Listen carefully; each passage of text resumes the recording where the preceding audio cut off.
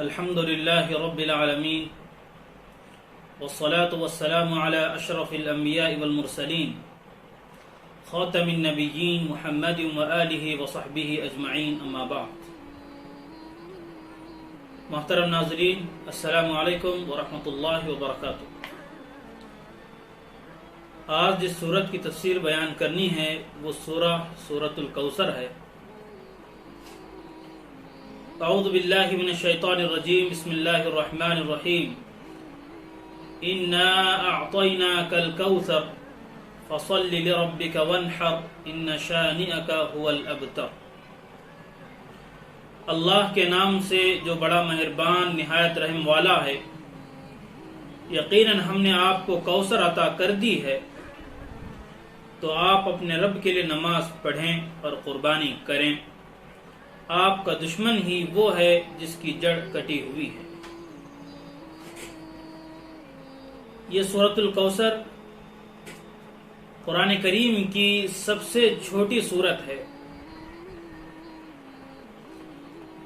لیکن بہت ہی جامع ترین سورت ہے، جس کے اندر اللہ رب العالمین نے اپنے حبیب حضور پاک صلی اللہ علیہ وسلم کو تسلی دی اور ساتھ ہی ساتھ خوشخبری بھی بتا دی، سنا دی.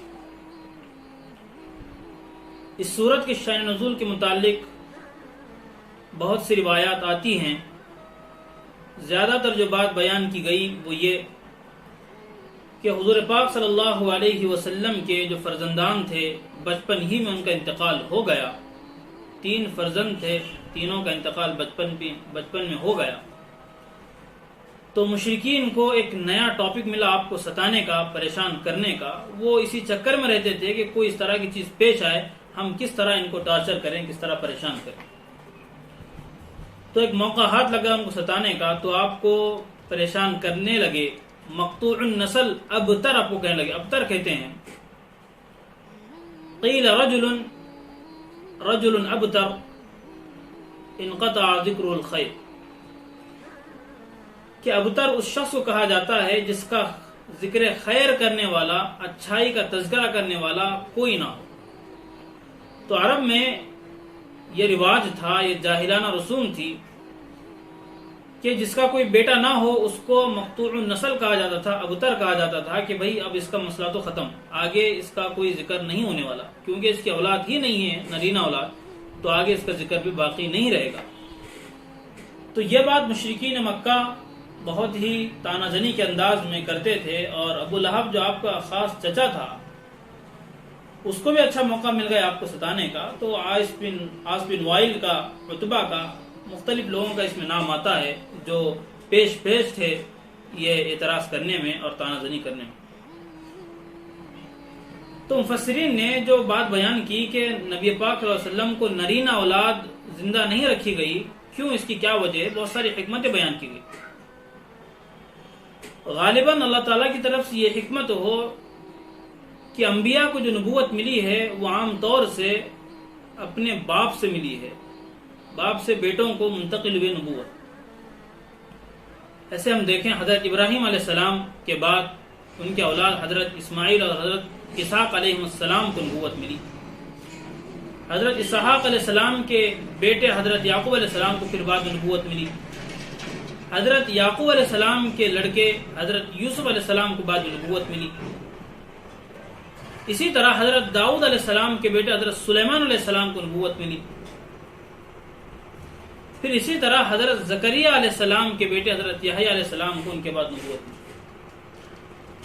تو نبی پاک صلی اللہ علیہ وسلم کو کی نرینہ اولاد زندہ نہیں رکھی گئی. اس کی ایک منت بتائی گئی کہ اگر آپ کی کوئی نرینہ اولاد ہوتی تو لوگوں کو اس طرح کا اشکال کرنے کا موقع ملتا. لوگ تو طرح طرح کی مبالغہ آرائی کرتے ہیں، تو گویا ان کو ایک اس طرح کا ایک اشارہ مل جاتا، پھر وہ طرح کی باتیں کرنے لگتے. تو اسی لیے غالباً اللہ رب العالمین نے رسول اللہ صلی اللہ علیہ وسلم کی کوئی نرینہ اولاد زندہ نہیں رکھی.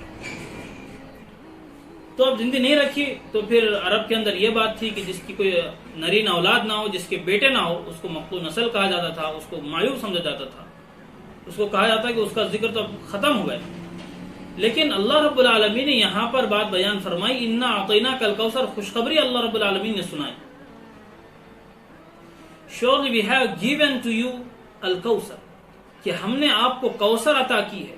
اب کوثر کس کو کہتے ہیں؟ اس کے متعلق بہت سی باتیں 26 اقوال اس کے تعلق سے آئے ہیں، لیکن سب کا خلاصہ یہی ہے کہ بہت زیادہ بھلائی، بہت زیادہ خیر کو کوثر کہا جاتا ہے. بخاری شریف کی روایت سے بھی اس کی تائید ہوتی ہے کہ حوض سے مراد جنت کی ایک نہر ہے، کہ رسول اللہ صلی اللہ علیہ وسلم فرماتے ہیں کہ جنت میں گزر کے دوران میرا گزر ایک نہر کے پاس سے ہوا. میں نے پوچھا جبریل سے یہ کیا ہے؟ تو جبریل نے کہا ھذا الکوثر الذی اعطاک ربک، یہ وہ کوثر ہے جو آپ کے رب نے آپ کو عطا کی ہے. نہر ہے، اس کے دونوں کنارے کھوکھلے موتیوں کے گنبد سے بنے ہوئے تھے. فَإِذَا قِينُهُ مِسْكٌ أَزْفَرٌ، اور اس کی جو تہ کی مٹی تھی وہ مہکنے والی مشک تھی. تو یہ وہ حوض کوثر ہے جس کے متعلق بات بیان کی گئی. اور مسلم شریف کی ایک روایت میں ہے رسول اللہ صلی اللہ علیہ وسلم نے ارشاد فرمایا کہ وہ حوض ہے جس پر رسول اللہ صلی اللہ علیہ وسلم کی امت آئے گی، وہاں پر سیراب ہوگی، اور اس پر پینے والے جو برتن ہیں اس کی تعداد اتنی ہوگی جیسے آسمان میں ستارے. اور جب بندہ ایک بار وہاں سے پی لے گا حوض کوثر سے پانی رسول اللہ صلی اللہ علیہ وسلم کے ذریعے، تو پھر پورا حساب و کتاب ہونے تک اس کو پیاس نہیں لگی، جنت میں جانے تک اس کو پیاس نہیں لگی. یہ کوثر ہے جو اللہ رب العالمین نے آپ کو عطا کی ہے. یہ بہت بڑی خوشخبری ہے. لوگ تو اس طرح کی باتیں کر رہے ہیں، بیٹوں کے تعلق سے ذکر کی بات کر رہے ہیں، تو آپ کو ہم نے ایسی کوثر عطا کی ہے کہ اس پر وہی آ سکتے ہیں جو آپ پر ایمان لانے والے. اس کے بعد ہم دیکھیں کہ یہ لوگ مقطوع نسل کہتے تھے، آپ کی نسل کٹ گئی. اصل اللہ رب العالمین نے کہا کہ نسل آپ کی نہیں کٹے گی، ذکر آپ کا نہیں کٹے گا، ذکر تو ان کا کٹے گا. حقیقت یہ ہم اپنے آنکھوں سے آج دیکھ رہے ہیں. دنیا کے اتنے بڑے بر اعظموں میں ہم دیکھیں کہ ہر جگہ نبی پاک صلی اللہ علیہ وسلم کے نام لیوا موجود ہیں. شاید ہی کوئی لمحہ ایسا ہو جس میں رسول اللہ صلی اللہ علیہ وسلم کا ذکر نہ کیا جاتا ہو، آپ پر درود نہ بھیجا جاتا ہو، آپ کی رسالت کا اقرار نہ کیا جاتا ہو. شاید ہی کوئی لمحہ ہو. مسجدوں سے اذانیں ہو رہی ہیں جس میں آپ کا نام لیا جا رہا ہے، تو آپ کا نام قیامت تک زندہ رہے گا. آپ کا نام کٹا نہیں، بلکہ اللہ نے کہا آپ کے نام کو ہم تابندہ رکھیں گے، زندہ رکھیں گے، ہمیشہ زندہ جاوید رکھیں گے. اور دیکھیے ان لوگوں کو جو اعتراض کیا کرتے تھے، مشرکین تھے، معاندین تھے، مخالفین تھے، آج ان کا نام لینے والا کوئی نہیں ہے. ان کی نسل سے کوئی بتا نہیں سکتا کہ میں فلاں کی نسل سے ہوں. آج ہم کو ملتا ہے کہ رسول اللہ صلی اللہ علیہ وسلم کی نسل سے، گرچہ وہ دختری نسل چلی ہے، بیٹیوں کی جانب سے چلی، لیکن آج بھی آپ کا خاندان باقی ہے ساری دنیا میں. لیکن مخالفین کا کوئی نام لینے والا نظر نہیں آتا، اور ان کا نام لیا بھی جاتا ہے تو حضور پاک صلی اللہ علیہ وسلم کے توسط سے لیا جاتا ہے. یہ ان کا تذکرہ. پھر اللہ رب العالمین نے آگے بیان فرمایا کہ ہم نے آپ کو کوثر عطا کی ہے. دوسری خوشخبری یہ سنائی کہ کٹنے والے آپ نہیں، آپ کا دشمن ہے.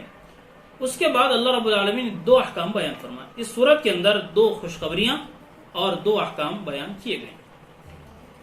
فَصَلِّ لِرَبِّكَ وَانْحَرْ، تو آپ کی ذمہ داری یہ ہے کہ آفر صلاح for your lord and sacrifice, کہ آپ کی ذمہ داری یہ ہے، تقاضا یہ ہے کہ آپ نماز قائم رکھیں اور قربانی کیا کریں.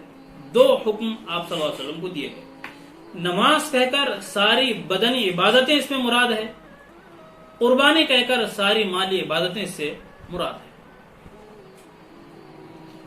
آگے آخر آیت میں اللہ نے کہا ان شانئک ھو الابتر، آپ کا دشمن ہی بے نام و نشان ہو جانے والا ہے. یہ اللہ نے پیشن گوئی کر دی اور قیامت تک کے لیے پیشن گوئی ہے. اب اس سورت کو پڑھنے کے بعد ہم دیکھیں اللہ تعالیٰ نے احکام کے ذریعے انسان کو اس بات کی طرف اشارہ کر دیا کہ دشمن سے نجات پانے کے لیے، اس کے منصوبوں کو برباد کرنے کے لیے اور اس پر غلبہ حاصل کرنے کے لیے 2 چیزیں ضروری ہیں. ایک نماز، دوسرا قربانی. ایک ہے بدنی عبادتیں، دوسری ہیں مالی عبادتیں. جب 2 چیزیں ہمارے اندر ہوگی انشاءاللہ ہر چیز پر ہم نجات حاصل کر سکتے ہیں. اللہ سے دعا ہے اللہ عمل کی توفیق عطا فرمائے. وآخر دعوانا ان الحمد للہ رب العالمین.